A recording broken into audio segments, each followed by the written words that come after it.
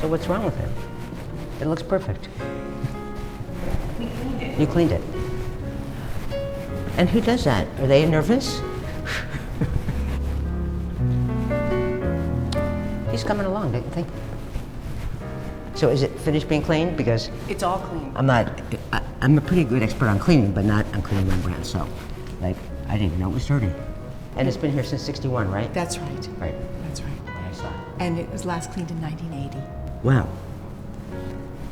Yeah, I've had apartments like that. So it's like, did you personally actually I clean? personally cleaned the picture, And yes. were you not nervous?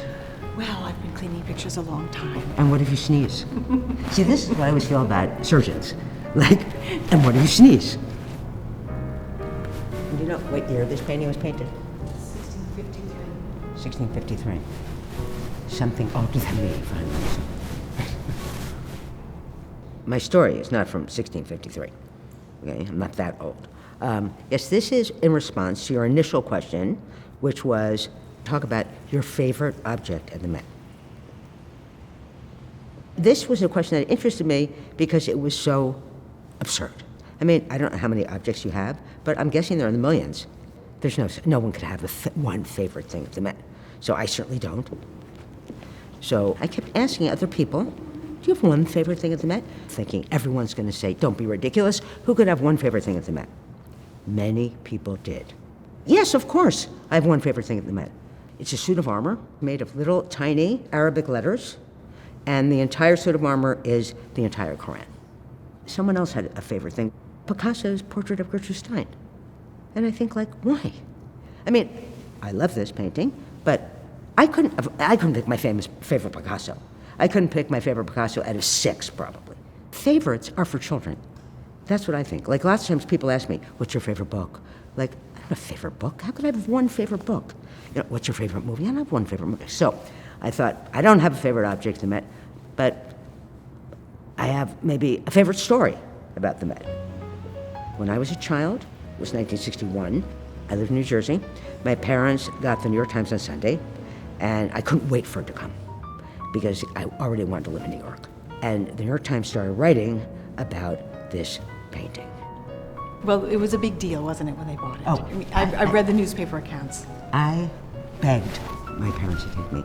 My father worked every day, so on Saturday my mother took me. And I remember that it was cold. We stood in line outside. It's the first time I ever saw a line in front of a museum. And we stood in line for, really seemed like forever, really forever. And in front of me, in the line, were 2 teenage girls. I was very mesmerized by teenagers, like they seemed very glamorous to me. And so I was paying a lot of attention to them.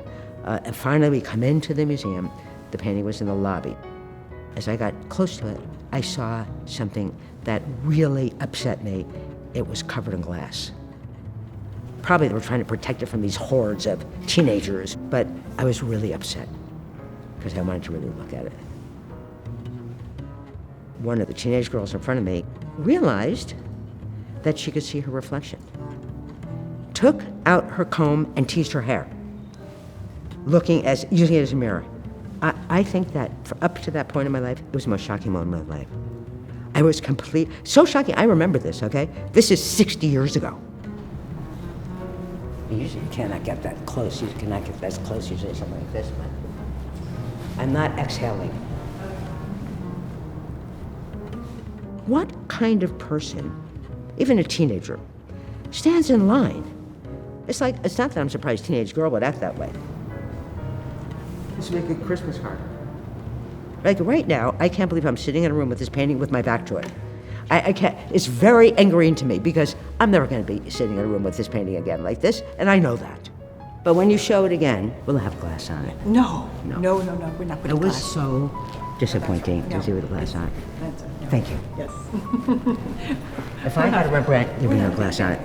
There also would be no line because no one would be allowed to look at it except me.